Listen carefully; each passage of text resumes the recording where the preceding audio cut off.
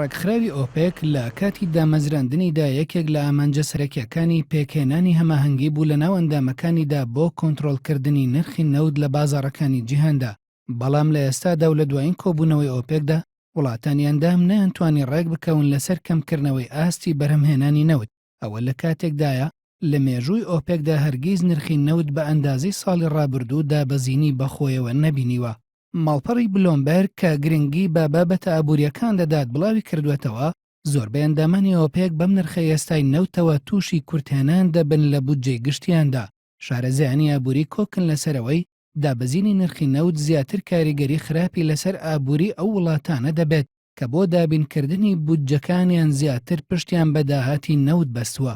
لە ناو وڵاتانی ئۆپێکدا عێراق و لیبیا زیاتر لە هەموو وڵاتانی دیکە بۆ دابینکردنی بودجە پشتیان بە داهاتی نەوت بەستووە. وڵاتانی ئیماراتی یەکگرتووی عەرەبی و قەتەر و ئێرانیش کەمتر لە وڵاتانی دیکە پشتیان بە داهاتی نەوت بەستووە. لە کاتێکدا ڕێکخراوی ئۆپێک ئاستی 30 ملیۆن بەرمیلی دیاری کردووە، بەڵام لە ئێستادا وڵاتانی ئەندامی ڕێکخراوەکە ئاستەکەیان تێپەڕاندووە و نزیکەی 31 ملیۆن و 500 هەزار بەرمیل نەوت هەناردەی بازاڕە جیهانیەکان دەکەن. پێشبینیش دەکرێت ئەم ڕێژەیە زیاتریش بەرز ببێتەوە، بەو پێی ئێران بڕیاریداوە ئاستی هەناردەکردنی نەوتەکەی زیاتر بکات. عێراق لە ئێستادا قەیرانی دارایی هەیە و هاوکاتیش لە شەڕی داعشدایە، بۆیە بڕیاریداوە ئاستی بەرهەمهێنانی نەوت بەرز بکاتەوە بۆ 4 ملیۆن و 500 هەزار بەرمیل لە ڕۆژێکدا.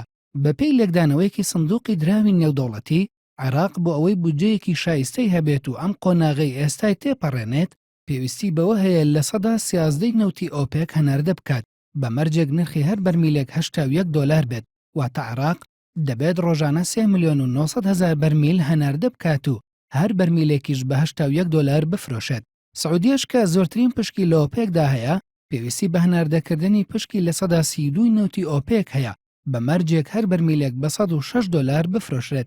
سعودیا لە دابینکردنی لە سەدا 75 بودجەکەی پشتی بەداهاتی نەوت بەستووە، واتە سعودیە پێویستی بەوە هەیە ڕۆژانە 9 ملیۆن و 600 هەزار بەرمیل نەوت بە نرخی 106 دۆلار هەناردە بکات بۆ ئەوەی بودجەیەکی شایستەی هەبێت. پێچەوانی سعودیا و عێراق و زۆربەی وڵاتانی دیکەی ئۆپێک، ئێران لەم ساڵانەی دواییدا هەنگاوی گەورەی ناوە بۆ ئەوەی کەمتر پشت بە داهاتی نەوت ببەستێت.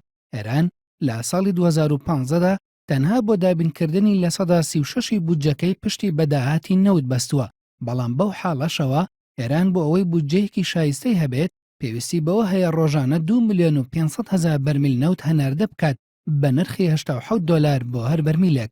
لەم نێوانەدا دۆخی قەتەر لە هەمووان باشترە، دەتوانێت بە هەناردەکردنی 600 هەزار بەرمیل نەوت لە ڕۆژێکدا بودجەیەکی شایستەی هەبێت ئەگەر نرخی هەر بەرمیلێکیش 55 دۆلار بێت.